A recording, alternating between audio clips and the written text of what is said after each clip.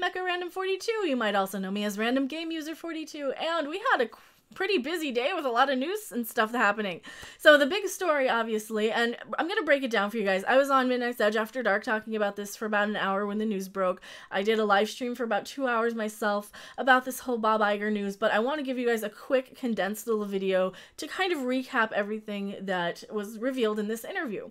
First off, he has pretty much apologized for basically for having such a huge amount of Star Wars content come out. He put it as we need to slow down on Star Wars, meaning don't crank out all these movies every year with first drafts is kind of what I bought into it. So that seems to be pretty amazing. Secondly, it seems that Marvel will be under the same house, meaning of course Kevin Feige, meaning all the Marvel stuff is going to be under one roof. And the last thing that Bob Iger said, which was really, really interesting in this interview, he basically said, don't listen to what other people are saying, listen to me, I'm the man, listen to what I have to say about this, because you're going to get a lot of stories from other people. But these are the things we're working on. We're working on episode 9 with JJ. We're working on the trilogy of movies going forward. We're in the very pre-production stages of the ones that are being made by the guys involved with Game of Thrones. And I will link this entire article in the description if you guys want to read it. It's a very long article. It's a very in-depth interview. But basically what he didn't say was that we're moving forward with what Kathleen Kennedy and Rian Johnson are doing with their trilogy, or with the Rian Johnson trilogy, basically. He made no mention of the Rian Johnson trilogy. He seemed, you can kind of read between the lines and say these are the things, these are the official things. We have the Game of Thrones guys on board for a trilogy way in the future, and after episode 9, obviously, and we have episode 9 coming up. And those were the two major big deal sort of things that were in this interview. Just so you guys don't have to watch the entire stream. If you do want to, it will be available. I'm gonna trim it down a little bit for you guys, and once it's done processing. But I will link that in the description later on, and I'll link you the Midnight's Edge After Dark live stream where we did talk about this, and Tom did a really good job of reading through most of this article.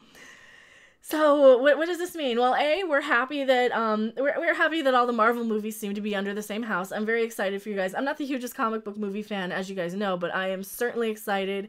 I think Kevin Feige is the guy to have all of the superheroes together, and not having like the Fox superheroes and the Marvel superheroes being kind of the same but different.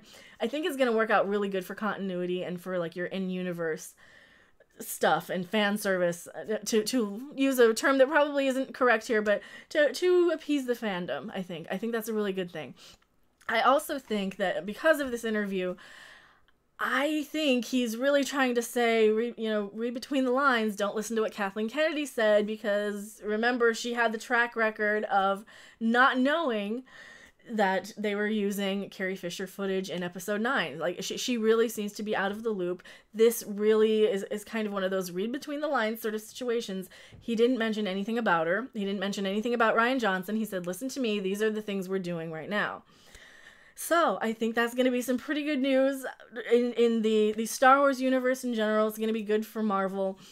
And of course, the other thing, the tail end of the thing that he discussed, actually was the beginning of the article, but the kind of tail end of what I really care about is basically he kind of made some comments where, yes, not everybody was on board with James Gunn being fired, but we kind of had to because we fired Roseanne after she spouted off about stuff.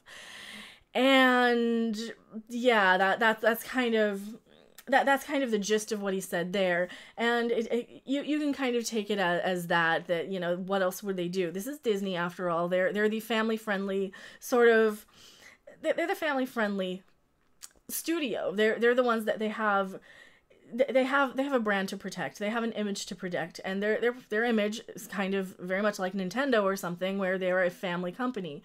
So they can't have a lot of people doing a lot of suspicious things, whether they do them or not.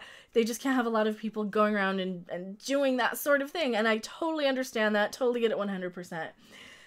Now, here's where people start to hate me, my viewpoint on this whole thing. And I've been kind of quiet on it. I did get into it about a little bit on the stream with the James Gunn thing. We don't have any victims coming forward. So my personal feeling is that he made some really stupid comments a long time ago before he was anybody. And we'll see what happens because of that. I don't think we should really demonize anybody until there are a lot of until there's victims coming forth. I mean, look at what happened with Harvey Weinstein and Les Moonves and Bill Cosby and Kevin Spacey. The second you have any news of any of these stories, you have a million victims coming out of the woodwork, and we don't have that with James Gunn. We don't have that at all. So I don't know. And on the other hand, where there's smoke, there's probably fire, but we just don't know. We don't know enough of it. I don't know this guy's personal life. I don't know any of it. I totally agree with Disney's decision being a family-friendly sort of brand and wanting to protect their brand and their image. Absolutely. But those are some of the things that went over in the article, and I just wanted to kind of go over it a little bit briefly so you don't have to sit through a whole 2-hour-long live stream if you don't want to. Thank you guys so much for watching. I am MechaRandom42. I will link the Midnight's Edge video in the description and my video once it's done processing. And I will see you guys on the next live stream or video. Bye!